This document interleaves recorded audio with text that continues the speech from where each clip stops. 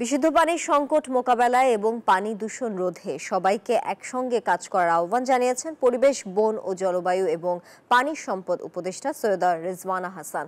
বলেন, পানির অপচয় যেভাবে বাড়ছে তা ভবিষ্যতের জন্য হুমকি স্বরূপ। এই সংকট থেকে উত্তরণের জন্য পানির পুনর্ব্যবহারের উপর গুরুত্ব দিতে হবে।